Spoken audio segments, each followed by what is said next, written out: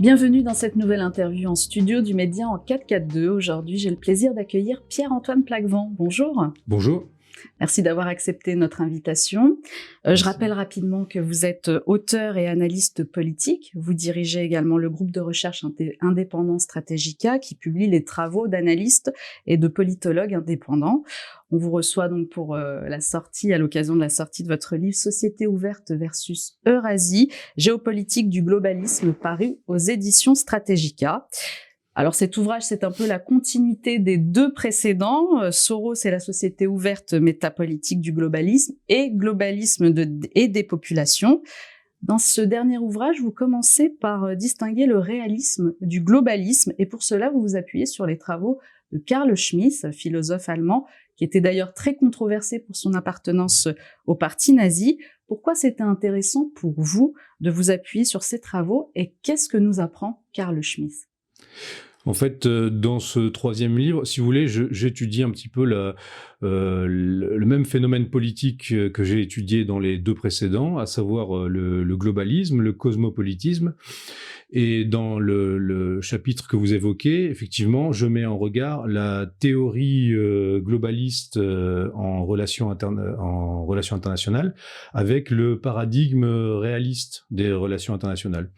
Et je pars de la pensée de Carl Schmitt, parce qu'à un siècle de distance de notre époque, dans les années 1920, par là, il avait très bien su identifier à la fois l'idéologie et les moyens qu'était en train d'élaborer on n'appelait pas ça le globalisme à l'époque, mais le cosmopolitisme, en vue justement de dépasser les États-nations. Donc c'est une bonne référence. Alors, effectivement, sur sa biographie, son appartenance au parti nazi, il faut savoir que avant que le parti nazi le parti national-socialiste, comme on l'appelait à l'époque, prenne le pouvoir, Carl Schmitt a essayé de renforcer le système de la République de Weimar, justement, pour contrer à la fois la montée du communisme et la montée du national-socialisme.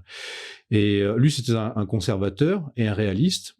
Donc, quand les nationaux socialistes ont pris le pouvoir, eh bien, il a essayé, à son niveau, d'influer au sein du parti dans la direction de ses positions qui étaient plus conservatrice et réaliste que celle du parti lui-même. Et justement, il a eu des problèmes en interne à l'époque avec la SS, qui considérait qu'il n'avait pas une vision finalement assez racialiste des rapports de force entre les systèmes politiques.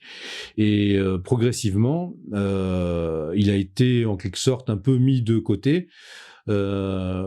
Lui-même a continué de soutenir le Parti national-socialiste, mais avec cette distance critique et surtout, à partir du moment où Hitler a attaqué l'URSS, il a considéré que c'était une faute stratégique et il est en quelque sorte rentré en état de dissidence intérieure, si on veut.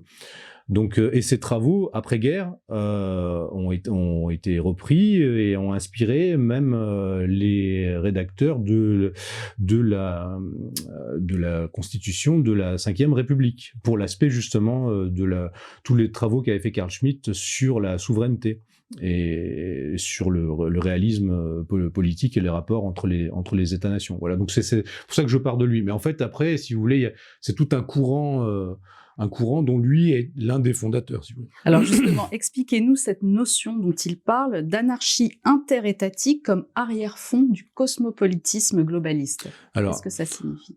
Plus exactement, en fait, c'est pas que lui qui parle ça, en théorie des relations internationales, on considère que les États-nations, si on veut, évoluent dans un système qui est marqué par une anarchie entre les acteurs étatiques. Cela signifie que parce que je pars du point de vue globaliste au départ, donc en théorie des relations internationales, les globalistes politiques considèrent que cette anarchie qui continue d'exister entre les États est problématique parce qu'elle est cause de guerre. Et donc, il faut finalement arriver à dépasser cette anarchie interétatique par la constitution et l'élaboration progressive d'une autorité supra-étatique, une forme d'État mondial qui encadrerait les États-nations. Finalement, les réalistes, eux, pensent que cet état d'anarchie interétatique est l'état normal des relations internationales, c'est-à-dire que les États sont les garants ultimes de la souveraineté, et finalement, entre eux, il existe effectivement une forme d'état de nature. Alors dans le paradigme réaliste des relations internationales, l'état de nature, à l'état de nature, l'homme n'est pas bon en fait. Il est pas forcément mauvais non plus. Ça dépend des théoriciens. Il est manipulable peut-être. En fait, il est dans une situation dans laquelle il doit lutter pour sa propre survie et pour des ressources accessibles limitées. Donc au départ, les groupes humains, à l'état de nature, si on veut, se font naturellement la guerre, en fait. Et à la fois, ils coopèrent face aux autres groupes, mais ils se font aussi la guerre. Et en fait, ce qui va progressivement faire sortir l'homme de l'état de nature, c'est justement le politique et la constitution d'abord de groupes humains organisés, puis de cités-États, puis d'États-nations. Et finalement, les réalistes considèrent que l'État-nation est plus ou moins le système le plus abouti pour policer l'homme, c'est-à-dire le faire rentrer dans la police, dans la cité, et que finalement, ce qu'il y a au-delà, eh bien, cette anarchie interétatique, le meilleur moyen d'éviter les conflits trop graves, c'est que les États entre eux puissent interagir entre eux sans être parasités justement par une autorité supra-étatique. Les globalistes, eux, considèrent que cet état d'anarchie interétatique, et ça c'est depuis Kant jusqu'à Karl Popper, jusqu'à donc même à Soros, ces gens-là, pose un problème parce que finalement, et donc ils veulent élaborer cette autorité supra-étatique. Voilà. Après, se mêle aussi, et ça c'est la suite du livre, derrière ces prétextes, on va dire, un peu humanitaires et pacifistes, entre guillemets, des intérêts bien compris de gens qui ont un intérêt à concevoir une forme politique supra-étatique. Voilà. C'est grâce à vous si nous continuons notre combat. Seuls vos dons et vos abonnements depuis cette rentrée sont notre unique soutien. Alors merci à tous et merci de votre fidélité. Alors on va revenir aux travaux de Carl Schmitt qui dit que, alors pour lui, en ce qui concerne en tout cas le globalisme, pour lui, il n'y a pas d'état mondial par nature et pour lui c'est irréalisable, c'est pas concrétisable, c'est utopique même. Alors oui, pour lui, parce que c'est un réaliste justement, donc pour lui, en fait, le politique, le critère du politique, c'est la distinction entre amis et ennemis en fait. Donc on se regroupe politiquement parce que on a un autre groupe finalement humain qui va être antagoniste en quelque sorte. Et donc vouloir faire que tous les humains soient regroupés sous une seule forme étatique, c'est par nature impossible et ça aboutirait à quelque chose qui n'est plus politique, mais qui serait d'une autre nature. Et en fait, ça c'est ce que j'avais étudié même dans les précédents ouvrages, je pense que c'est aussi pour ça que les globalistes mettent en forme toutes sortes de menaces à l'échelle mondiale, justement pour pousser cette intégration. Donc il faut, pour créer une forme politique globale, il faut, et que les transferts de souveraineté s'effectuent, il faut qu'il y ait un ennemi de l'extérieur. Bon, et cet ennemi doit être global. Et le meilleur ennemi global, ça va être par exemple les maladies, ça va être le réchauffement climatique, ça va être des phénomènes naturels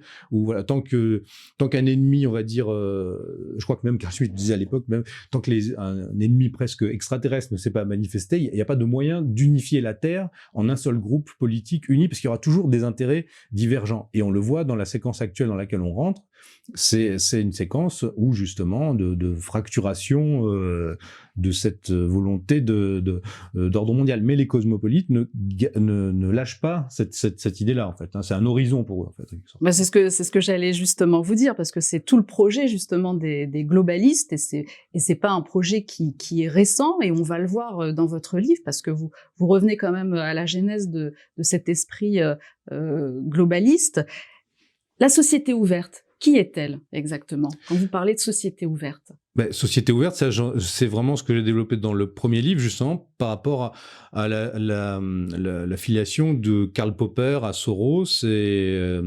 En fait, c'est une thématique que va développer Karl Popper. Bon, le terme société ouverte est aussi utilisé par Bergson, à peu près à la même époque, mais Karl Popper, lui, va lui donner vraiment une acceptation, une acception plus spécifique et plus rationaliste.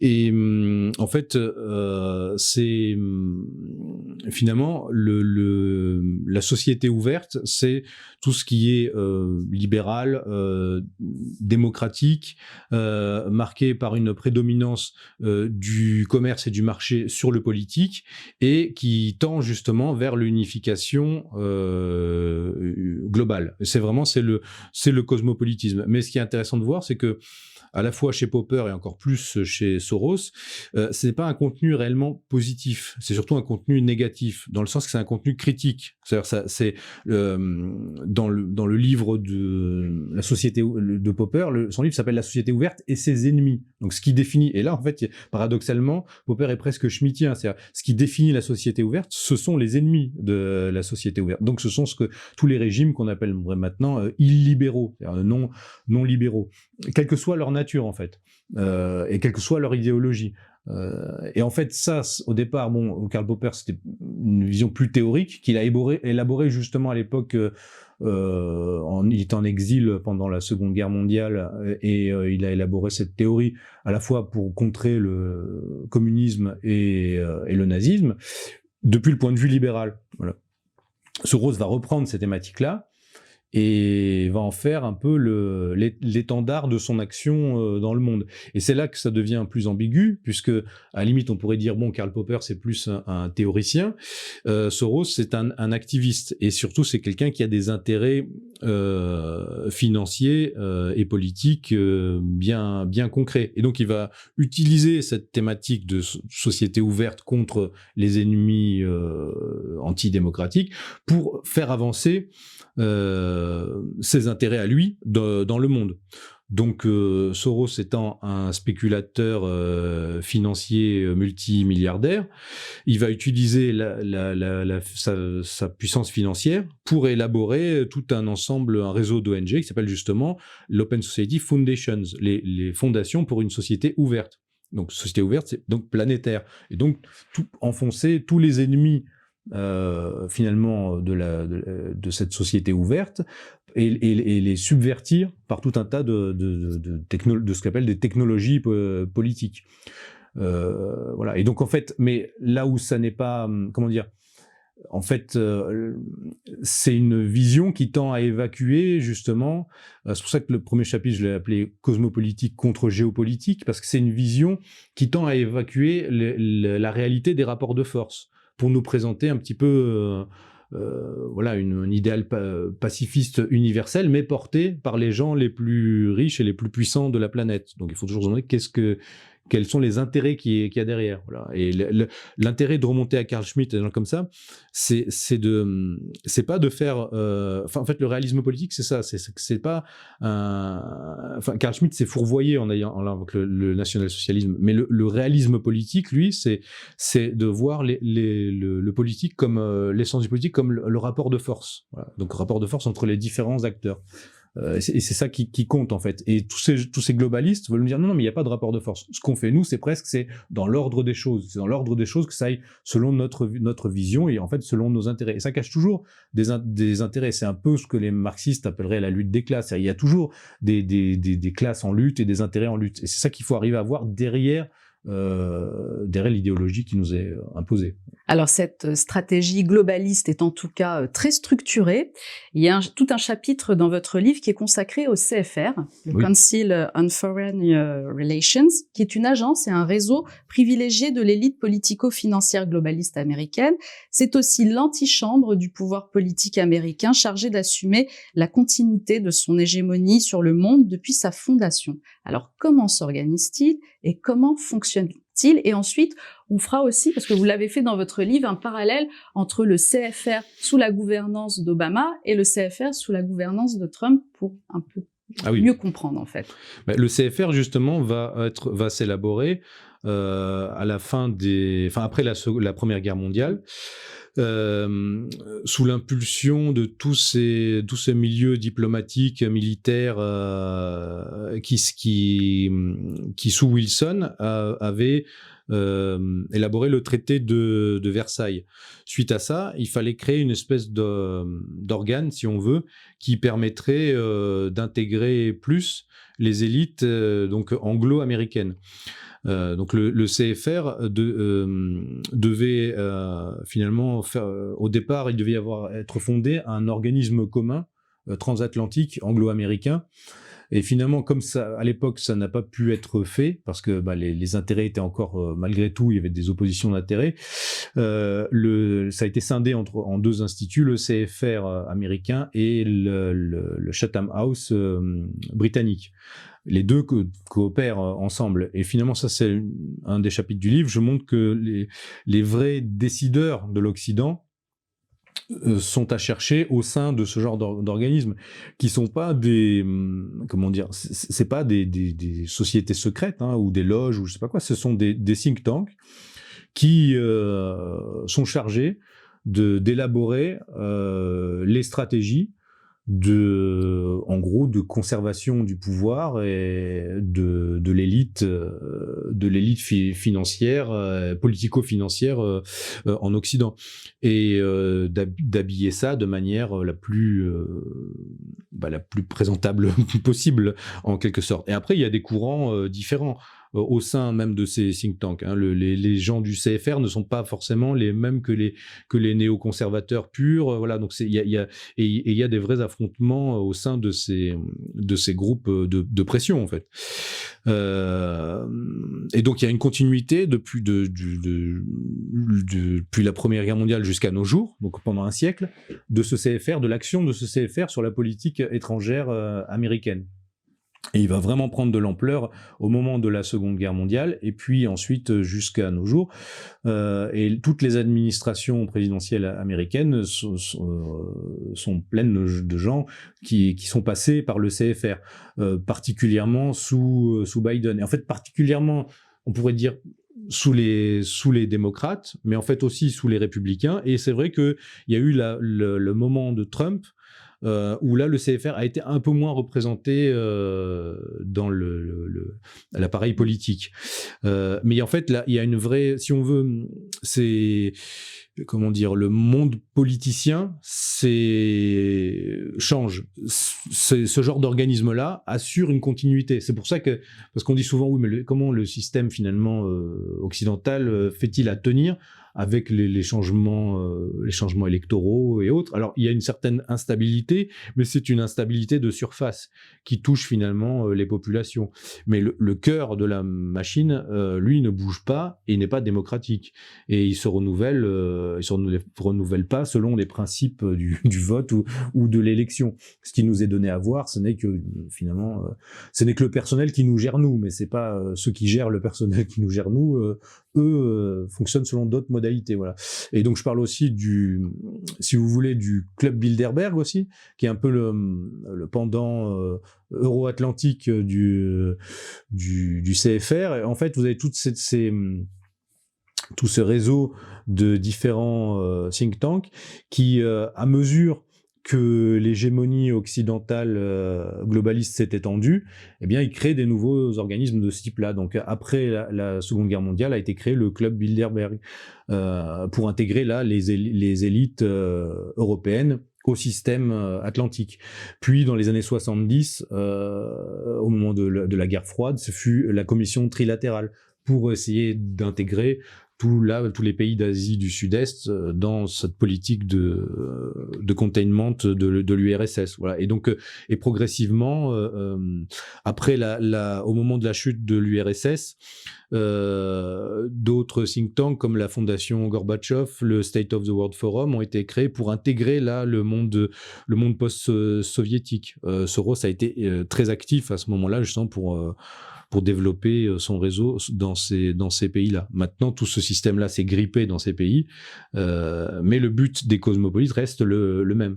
Ils tiennent l'Occident, ils veulent étendre cette hégémonie au reste du monde. Maintenant, ça devient plus compliqué, donc ils sont en train de changer d'un petit peu de tactique. Alors effectivement, il faut s'imaginer le CFR comme ayant un peu des tentacules à travers le monde. Et dans votre livre, vous parlez de plusieurs personnages clés. Et je vais en citer un. C'est une femme. Il s'agit d'une femme. Vous dites c'est un personnage clé de la société ouverte. Et il s'agit de Daniela Schwarzer. Vous dites le parcours est assez impressionnant. Et je vous cite, vous dites qu'elle est la cheville ouvrière du globalisme politique en Europe et en Allemagne. Elle est aussi une contributrice du think tank Terra Nova, qui se dit progressiste et indépendant sur son site internet, mais que vous qualifiez de globaliste.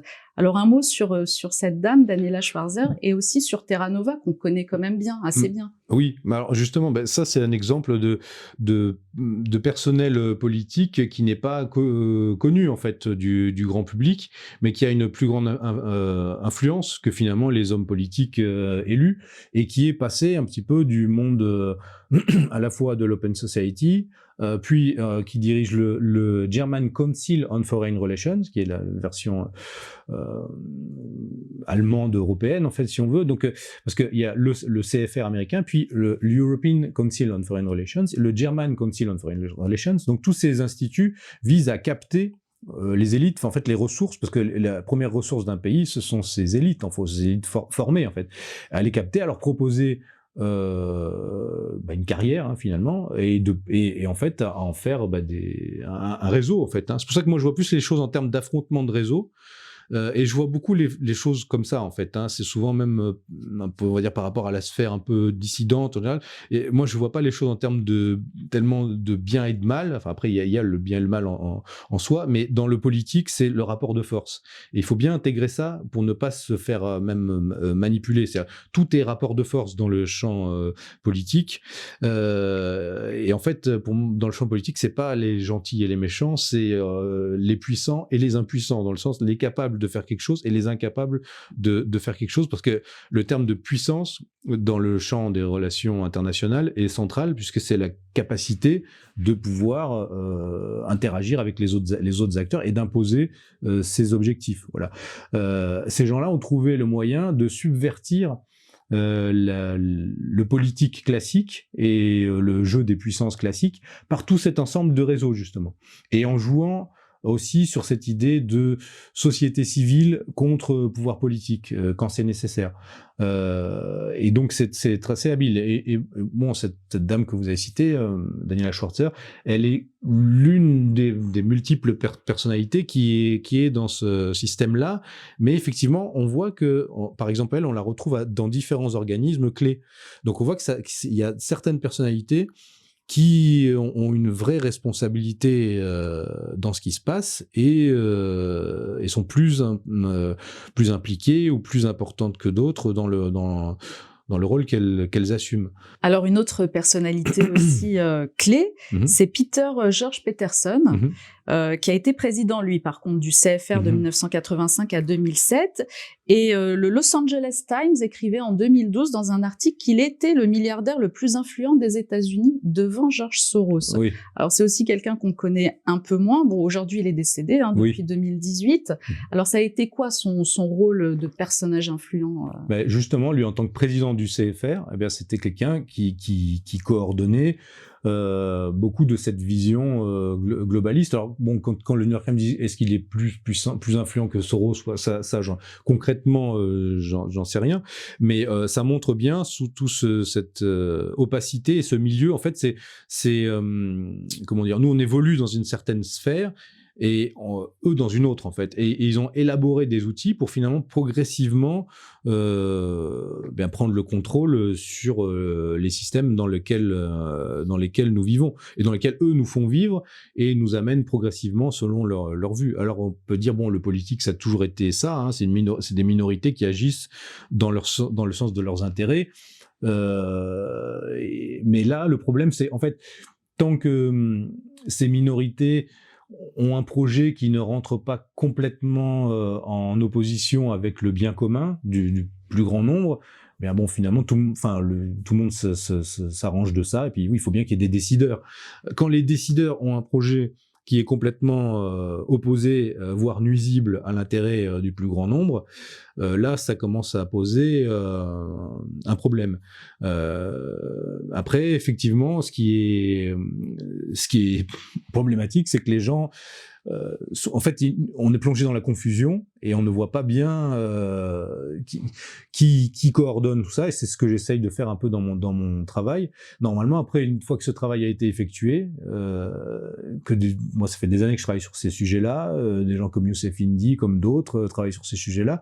Normalement, une fois que ce travail est effectué, ça serait à des politiques ou à des réseaux politiques de reprendre ce travail-là et de faire en sorte de rétablir le bien commun. Les analystes ne peuvent canaliser, en quelque sorte. C'est ça le problème. Et pourquoi, à votre avis, justement, les politiques ne le font pas alors? Puisque les travaux existent, c'est là, c'est... Mais ils le font pas parce que, en fait, il y a toute une hiérarchie, en quelque sorte, qui s'est élaborée au fil des ans, où le pouvoir, où le politique n'est que l'extension de ces intérêts-là. Et dès qu'émerge une alternative politique, elle va aussitôt être phagocytée, ou bien on va créer un miroir, comment dire, une offre miroir pour justement capter l'intérêt de la population, qu'aurait la population vers cette offre alternative, vers une opposition contrôlée en quelque sorte.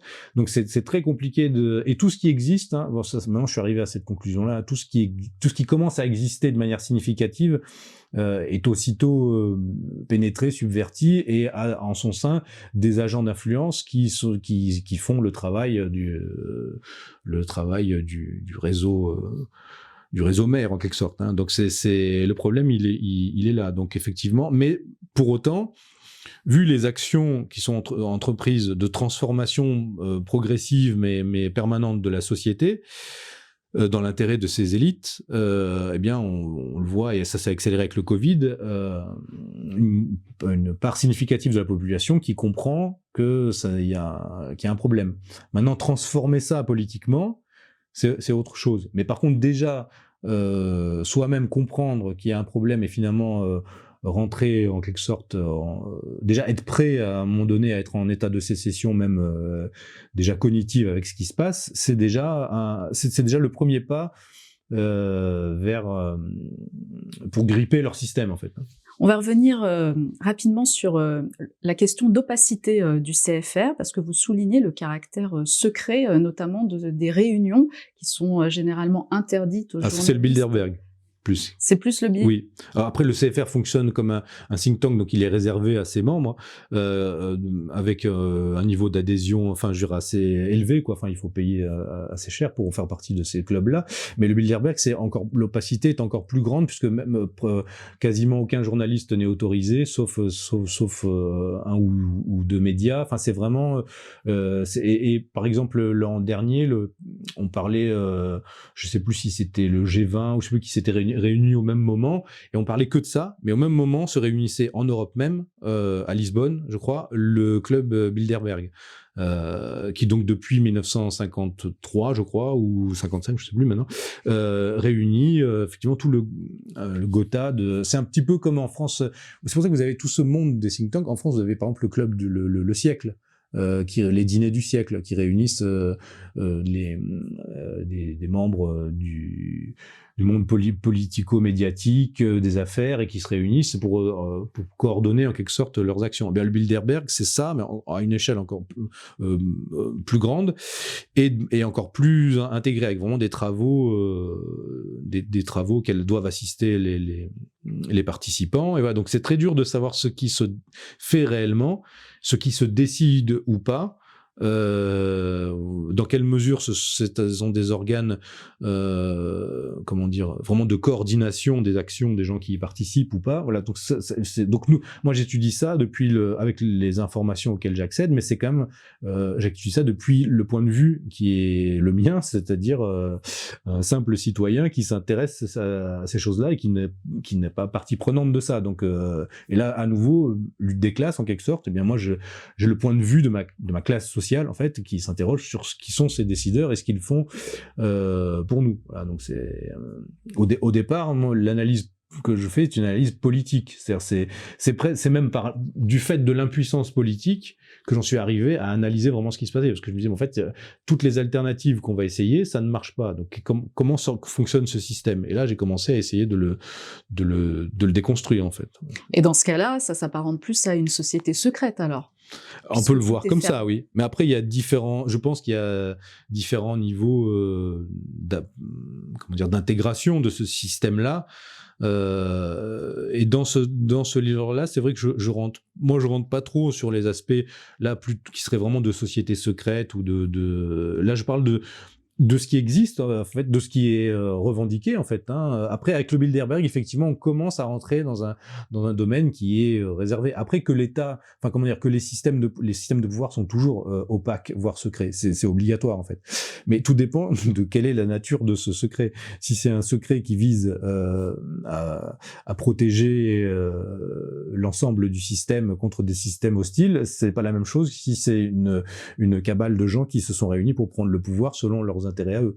Voilà, donc c'est genre dans le cas d'un système souverainiste qui se mettrait en place, eh bien il y aurait forcément aussi un secret de la raison d'État qui serait de préserver les intérêts. Mais c'est pas la même chose entre le culte du secret et on va dire effectivement le fonctionnement des sociétés secrètes et ce fonctionnement-là naturel des États. Alors on va aborder maintenant la finalité du projet, et dans l'idéologie de la société ouverte, l'objectif premier est d'espérer la disparition d'une semi-périphérie qui se diviserait en un noyau et une périphérie. Qu'est-ce que cela signifie exactement? Non, alors ça oui, parce que je parle, si vous voulez, comme ce livre, dans la première partie, je parle des théories en relations internationales, des différentes théories, donc particulièrement la théorie globaliste et la théorie réaliste. Ensuite, je parle de ces organismes qui sont les think tanks, qui sont les vrais décideurs de l'Occident. Et ensuite, je parle là du système proposé par Immanuel Wallerstein, et qui est un géopolitologue et qui a parlé de système monde. Voilà. Et il montre, pour lui, le monde est un système géopolitique intégré, organisé en 3 zones. Voilà. Donc, et effectivement, il y a une zone principale, une zone centrale, et ça, en fait, ça serait l'Occident en quelque sorte. L'Occident au sens large, parce que les gens souvent. Le problème, c'est que, par exemple, sur ce thématique d'Occident, se chevauchent deux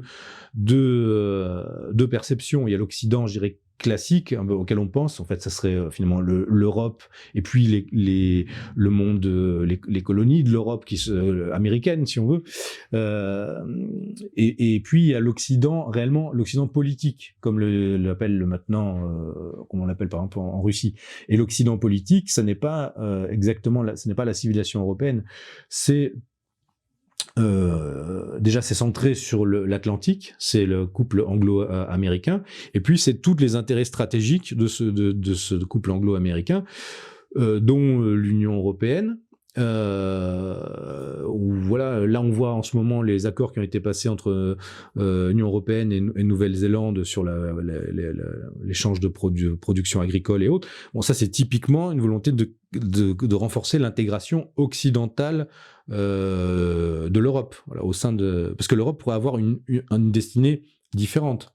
Justement, elle pourrait, une Europe indépendante serait plus ancrée sur l'Eurasie et sur les échanges avec la Russie et la Chine, que sous cette dépendance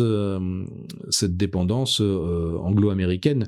Et en fait, ce que j'analyse dans le livre, c'est que finalement, toutes les guerres desquelles nous sommes contemporains se jouent là où se sont toujours jouées les guerres depuis un siècle et même avant, en fait, sur les zones qui séparent l'Europe de l'Eurasie, en fait, ou le Moyen-Orient de l'Eurasie.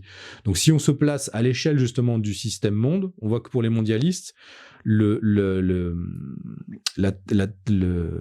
clé, c'est ce que Brzezinski a appelé le grand échiquier, c'est l'Eurasie, c'est-à-dire la continuité tricontinentale, même c'est l'île mondiale, comme l'appelait Mackinder, c'est-à-dire c'est l'Eurasie et l'Afrique. Et ça forme une île mondiale, une masse terrestre globale. Et si on regarde à l'échelle de la planète,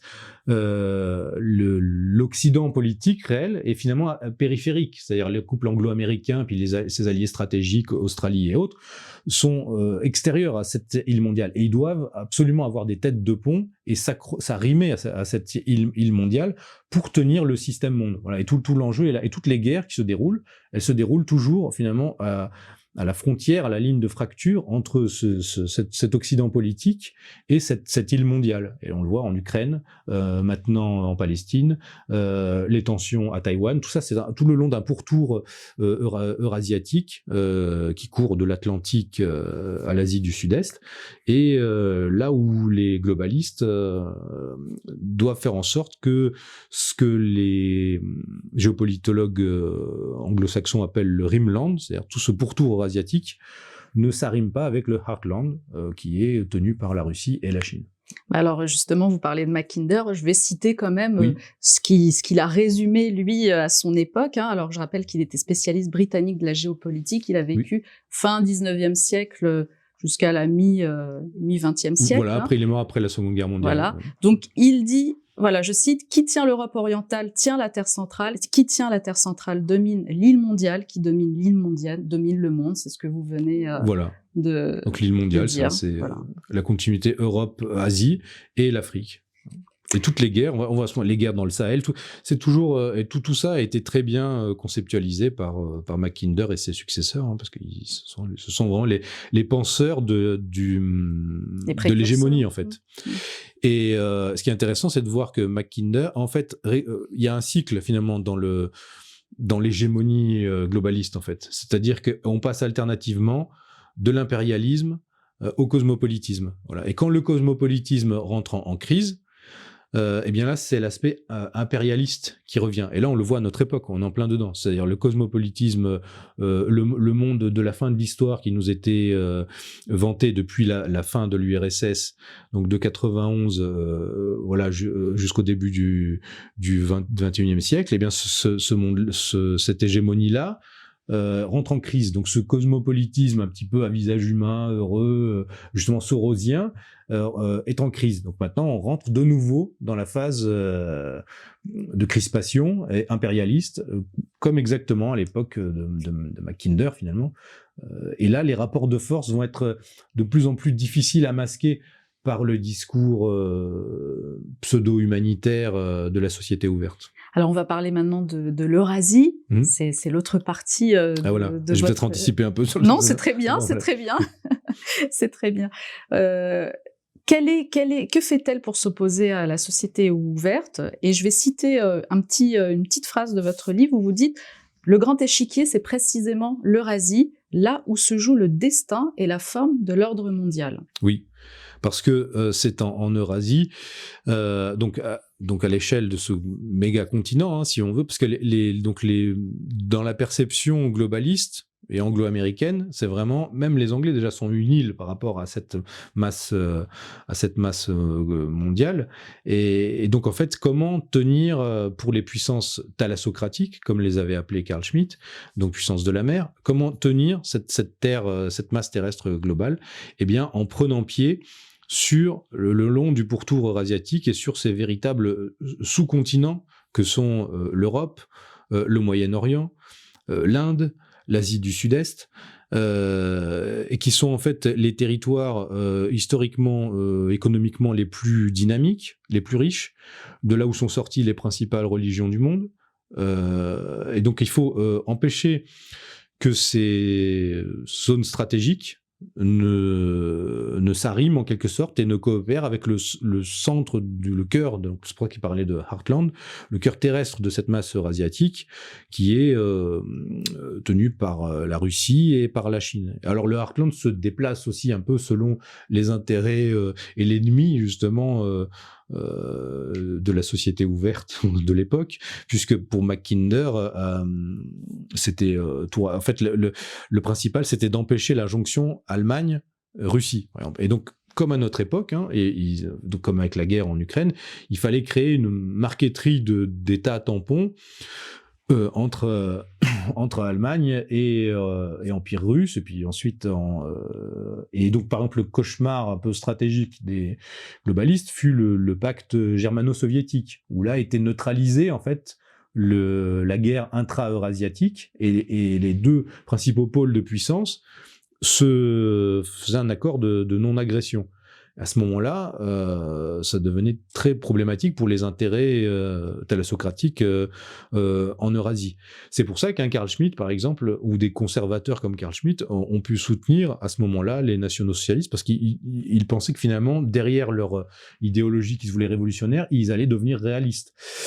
L'attaque contre l'URSS a montré que finalement non. Et donc, puisque là, l'Allemagne s'est retrouvée à briser cette neutralisation et s'est retrouvée prise entre les deux fers.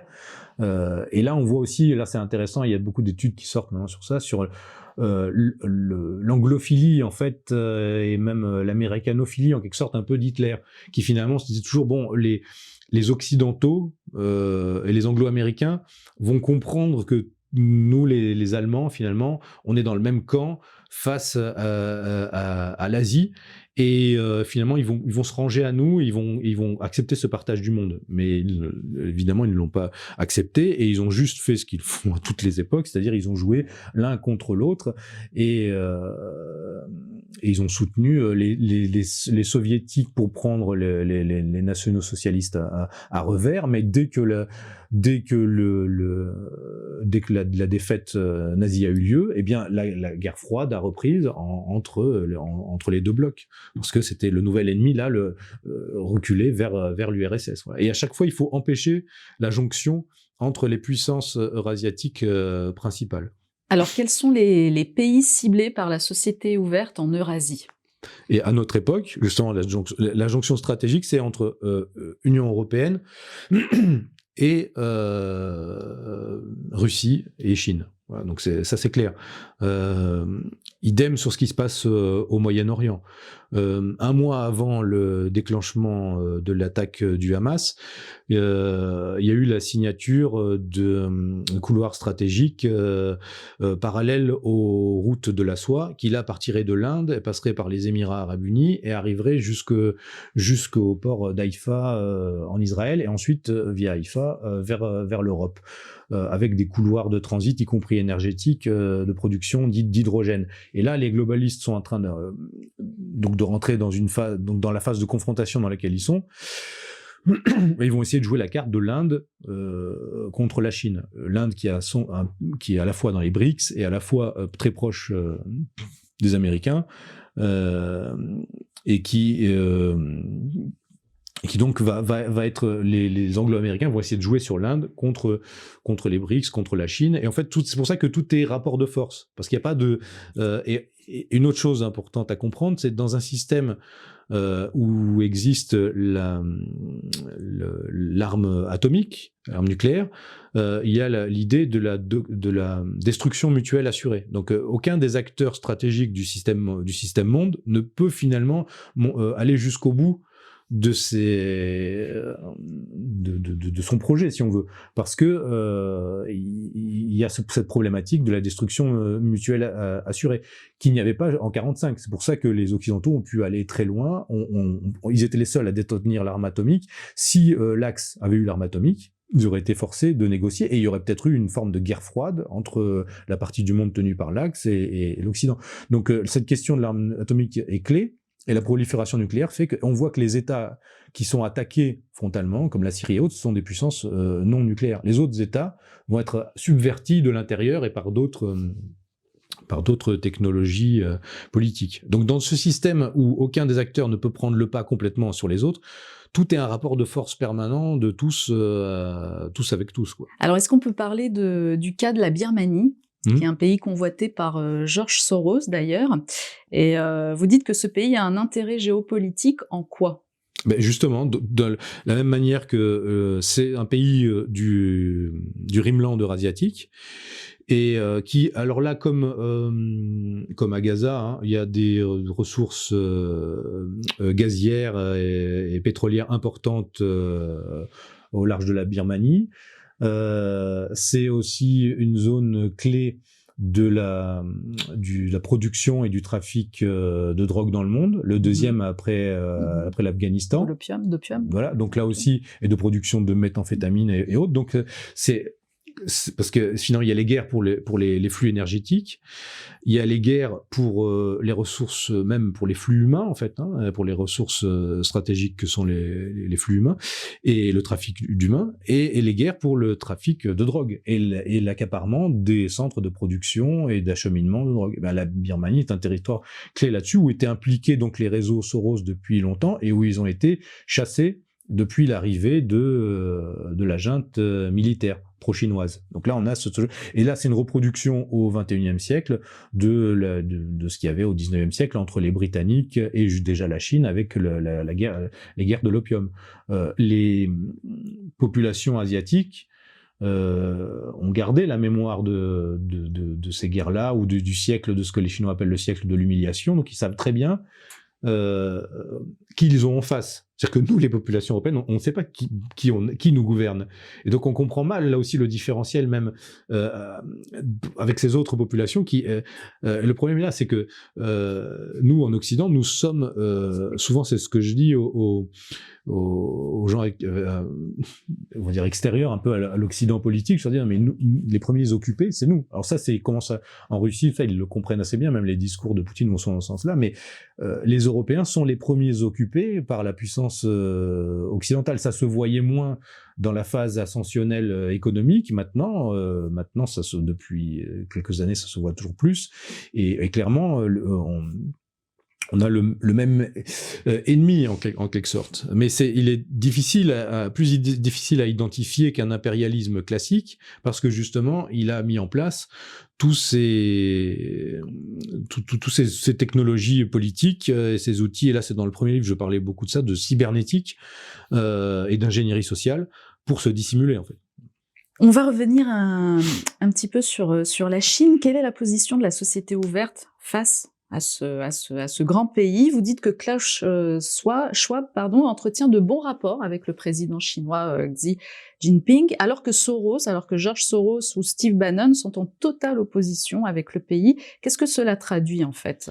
Alors, ce que je montre, c'est que là, par rapport à Steve Bannon, je montrais que en fait, il y avait une convergence finalement. Vous voyez, même entre les nationalistes américains ou les pro-Trump et même les globalistes sur cette question de la Chine, puisque que ce soit Bannon, Tucker Carlson, Trump lui-même, sur la Chine, ils ont plus ou moins le même discours que Soros. Ce qui est logique, parce qu'en fait, là. Pourquoi la divergence Soros-Schwab? Je pense que c'est la divergence intérêt anglo-américain, intérêt plus mondialiste, mais continentaux, allemands en quelque sorte, ou centrés sur l'Europe. Et donc il y a une vision qui est quand même différente. Et on a finalement l'aile vraiment anglo-américaine des globalistes qui ne veut pas d'un partage du monde, qui veut vraiment imposer un système monde où c'est toujours l'Occident qui contrôle ce système.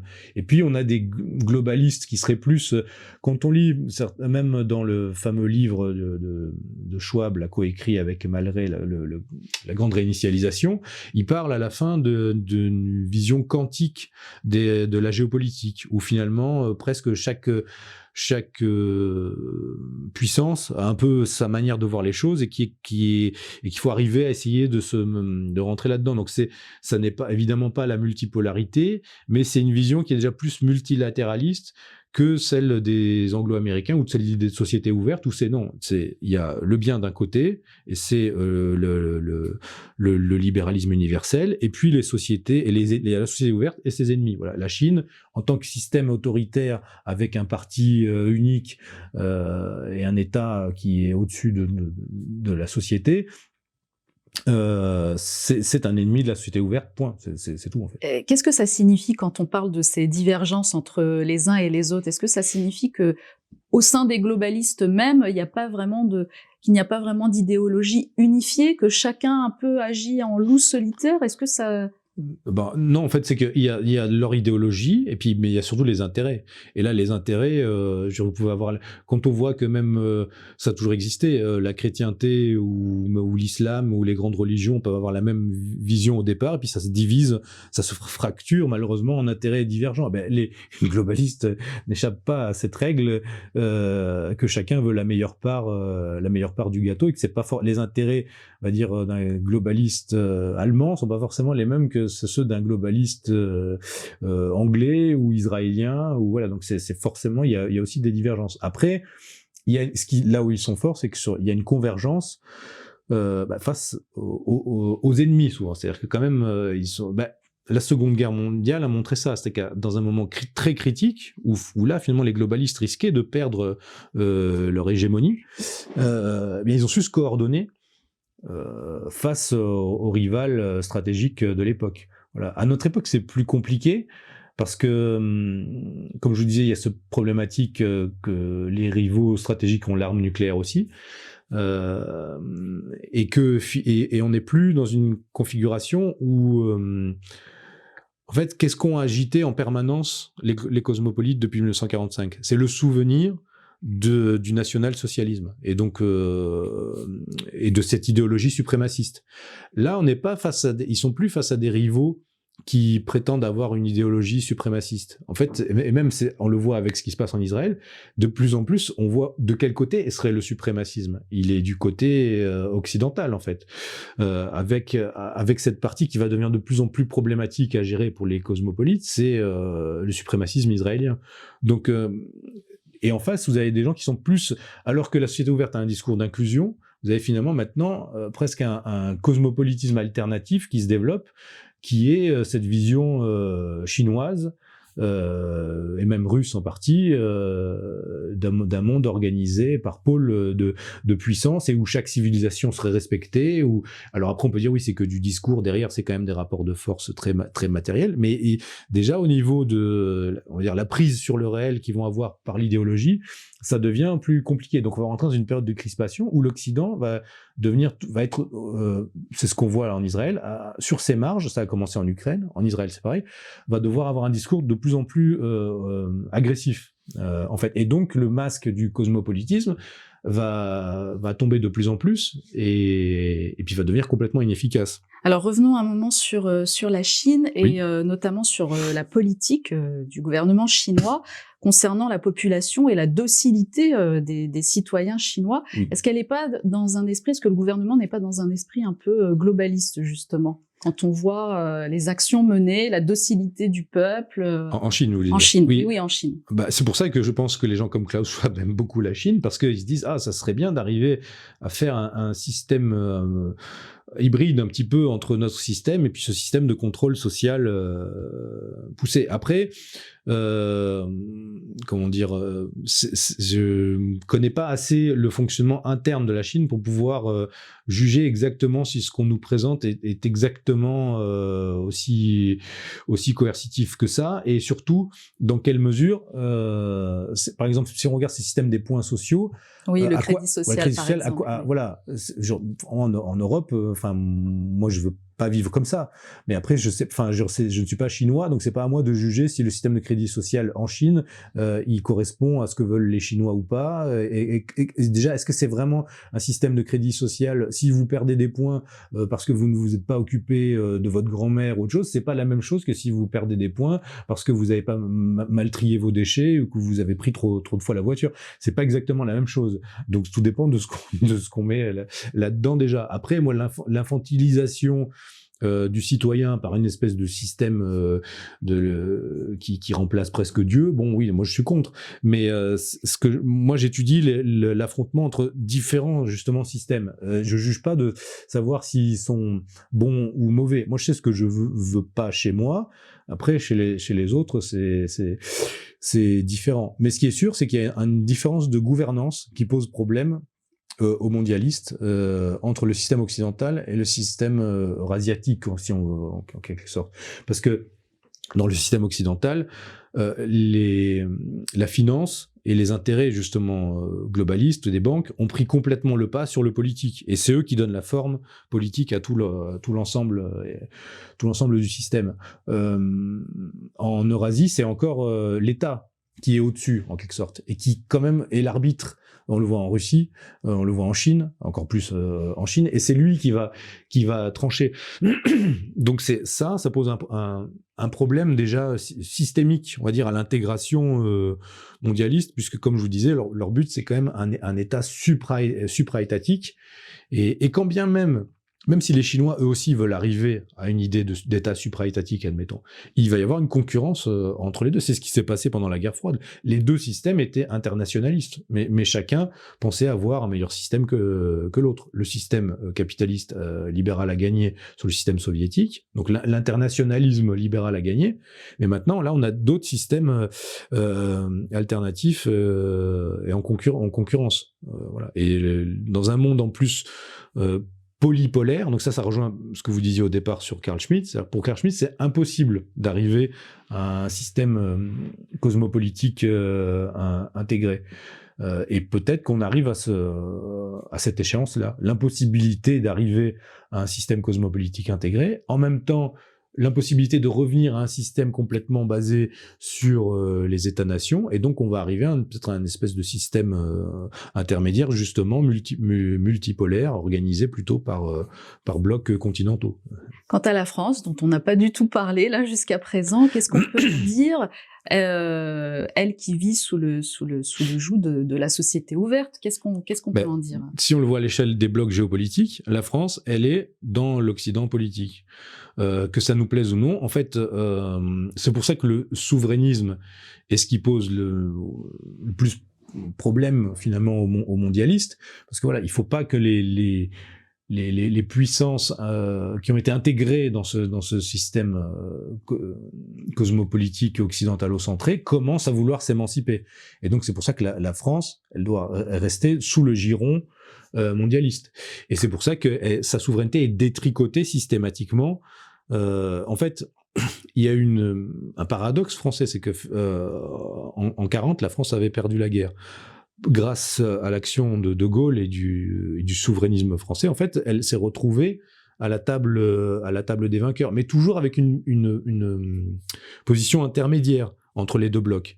Et De Gaulle a réussi à donner à la France justement une troisième voie à l'époque, et à redonner à la France son statut à la fois de puissance du Conseil de sécurité, de puissance nucléaire, et donc d'être un acteur stratégique de l'ensemble de la gouvernance mondiale. Tout ceci, après, à partir de Pompidou, a été détricoté, et de plus en plus à chaque présidence. Bon, avec la présidence Sarkozy, on a passé un cap dans l'intégration atlantique. Maintenant, avec Macron, on est encore plus. Avec Macron, on est vraiment maintenant dans la volonté d'intégrer la France à cette architecture euroglobaliste. Ça s'accélère encore plus. Et en fait, ils vont détricoter la France jusqu'à ce que la possibilité même de souveraineté française soit impossible de revenir en arrière. Voilà. Et on va être sous la pression à mesure que justement ce choc entre Occident politique et Eurasie politique, si on veut, va se renforcer. La France sera toujours plus pris en étau. Et maintenant que les conditions, on va dire, la phrase précédente, c'était le multiculturalisme et la société ouverte, et maintenant que il n'y a plus d'homéostasie naturelle de la société, elle n'est plus naturellement homogène et stable, dans une nouvelle phase, ça va être très facile d'instrumentaliser les tensions interreligieuses, interethniques et autres, pour, à la fin, pour fracturer même la France. Et pour arriver vraiment à sa régionalisation, et qui reste des pôles de puissance qui, eux, vont être intégrés complètement au super-État européen, parce que c'est vers ça qu'on va. Super-État européen qui ne sera pas, qui sera lui-même un étage de ce système occidental. Et la France, dans tout ça, se détricotera toujours plus. Et quand du nationalisme va émerger, eh bien là, avec la masse maintenant de musulmans qu'il y a en France, et en Occident, et avec ce qui se passe ce que se passe en Israël, ça va être très facile d'annuler les oppositions en les faisant se confronter entre elles. Donc on va vers, à mon avis, la prochaine étape, c'est ça. C'est-à-dire, on a eu de toute façon, il switch selon les problématiques du moment, mais c'est l'état d'urgence permanent depuis les attentats islamistes de 2015.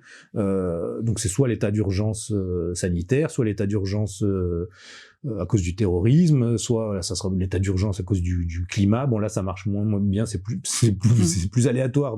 Mais voilà, donc il y aura toujours manière de créer un état d'urgence, un état de panique pour tenir le système. Le problème, c'est que ce système va se perturber toujours plus, et le problème va être pour les simples citoyens. C'est pour ça que je disais en conclusion du livre que le projet globaliste attaque la structure même du système des relations internationales. Et justement, si au départ les États sont les dépositaires de la violence légale et légitime, et les États peuvent exercer cette violence finalement les uns contre les autres dans le cadre de cette anarchie internationale. En voulant créer une autorité supra-étatique, et en supprimant cette espèce de zone d'anarchie entre les États, eh bien, le globalisme fait descendre l'anarchie internationale. Elle devient une anarchie intranationale. L'anarchie internationale reflue dans les sociétés. Et le chaos s'installe dans les sociétés. C'est la guerre civile mondiale, en fait. C'est-à-dire et donc la guerre civile se répand, le chaos politique se répand dans les sociétés. C'est ce qu'on voit actuellement. Mais ceux qui tiennent ce système, bon, eux, tant qu'ils seront pas affectés directement, ça va pas leur changer. Au contraire, c'est très bien. Ça peut, comme je dis, c'est de la physique sociale. On peut annuler des blocs, on peut. Et ça, c'est l'essence même de la cybernétique. C'est l'étude des systèmes. C'est la société est un système, et donc finalement, il y a des lois, et puis qu'on essaye des lois presque physiques pour essayer de tenir ces ensembles entre eux, selon les intérêts de ceux qui les tiennent, qui les gouvernent. Alors, est-ce qu'on peut imaginer être acteur de notre avenir, en finir avec le chaos, par exemple, en France, imaginer, par exemple, une vraie rupture avec cet Occident politique? Je pense que déjà, par exemple, ce que vous faites, déjà le fait, la première rupture, elle est d'ordre cognitif. J'irais même à cet âge à différents niveaux. Elle est d'ordre spirituel. Déjà, quand on comprend l'essence mauvaise de ce système, déjà, on se dit non, je vais pas vers ça. Donc c'est déjà une rupture spirituelle. Rupture cognitive, c'est avec justement l'occupation mentale H24 qui est faite par ce système. Rupture cognitive avec les fausses oppositions qu'on nous sert de plus en plus, et depuis les gilets jaunes et depuis le Covid aussi, parce que ça va émerger tout le temps, que vous avez les offres miroirs. Donc c'est pour ça que j'avais appelé aussi notre site Stratégica, parce qu'il faut être stratégique, c'est-à-dire avoir toujours un coup d'avance et essayer de comprendre ce qui se passe pour y résister.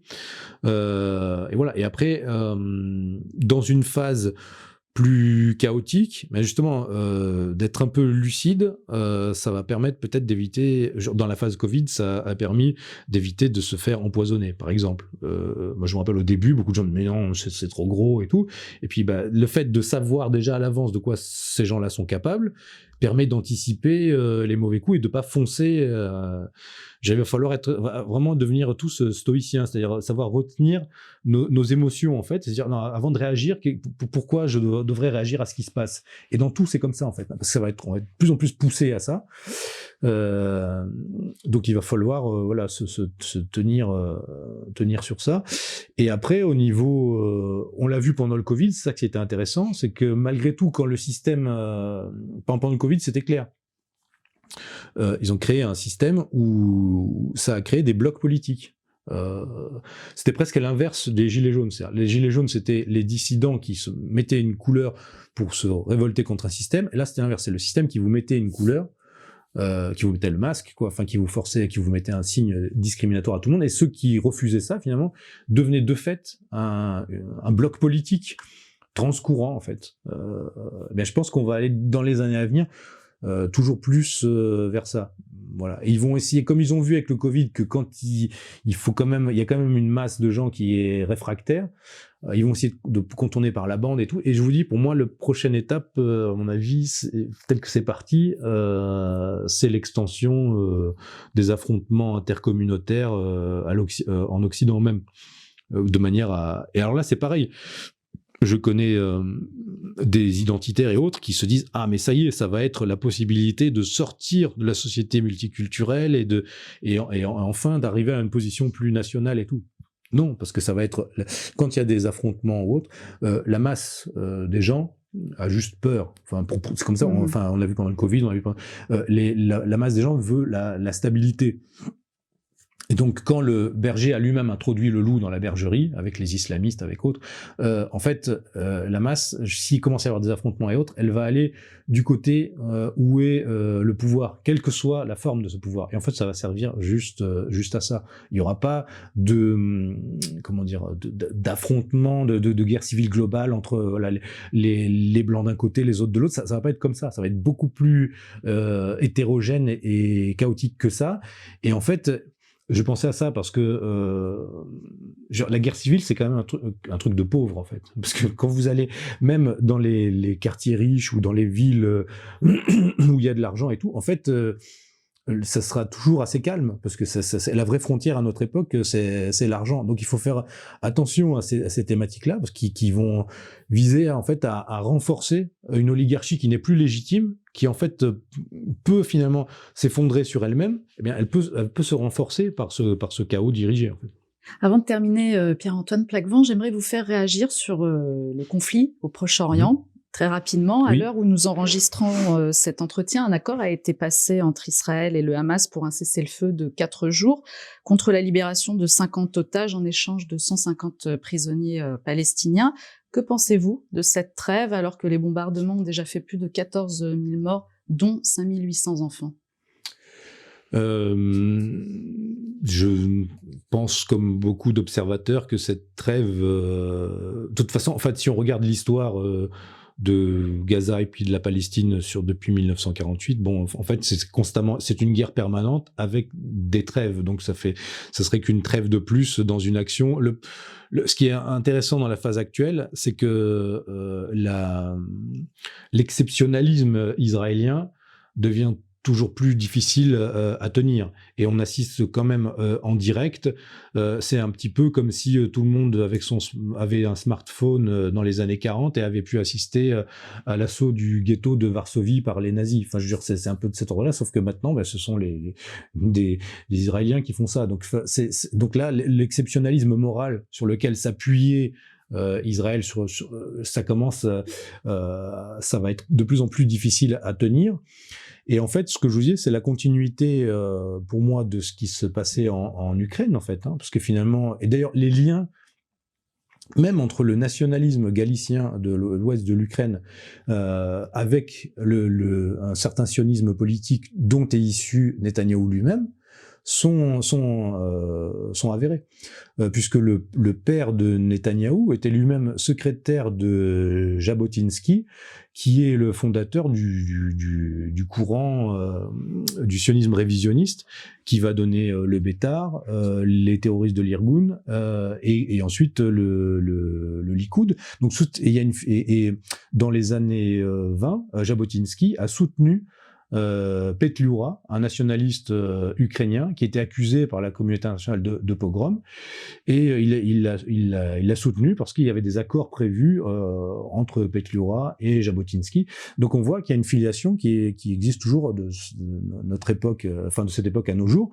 On voit des personnages ambigus comme un Zelensky, par exemple, qui est justement entre judaïsme et néonazisme, et donc une espèce de chaudron des extrêmes comme ça. Et en fait, on va de plus en plus pouvoir, même Lavrov avait parlé de ça l'an dernier, je crois. Enfin, on va voir de plus en plus la filiation qui existe entre et cette dialectique étrange qui existe entre nazisme et sionisme, en fait. Et entre, finalement, les deux formes de suprémacisme. Déjà, à l'époque, des gens qui voyaient la montée du national-socialisme, même, je crois que c'était le Britannique George Bernard Shaw qui disait, mais en fait, les nationaux-socialistes sont antisémites, mais ne font qu'appliquer à eux-mêmes. En fait, ils revendiquent pour eux-mêmes le fait d'être un peuple élu, supérieur aux autres peuples. Donc, en fait, ils voyaient déjà un miroir du suprémacisme sioniste. Et d'ailleurs, les groupes desquels sont issus la droite israélienne actuelle, dans les années 20 et 30, avaient un rapport ambigu avec la montée du fascisme et du national-socialisme. Donc maintenant, ce que je veux dire, c'est que de plus en plus, à nouveau, c'est ce que je vous disais, à nouveau, dans la phase de tension entre une hégémonie installée qui est contestée, eh bien, on va passer du discours libéral à un discours plus autoritaire et plus suprémaciste. Et on a finalement, quand on voit finalement l'appareil occidental, on a Biden et puis les États-Unis qui sont censés avoir le discours justement globaliste, sorosien ou du CFR, et puis mais sauf que toutes les positions qui vont tenir, les positions géopolitiques stratégiques pour empêcher l'émergence de l'Eurasie, c'est toujours en s'appuyant sur des groupes fanatisés avec des idéologies suprémacistes. Donc ça va être de plus en plus difficile à tenir. Voilà. Et là, la voie de la France, qu'est-ce qu'elle doit être ?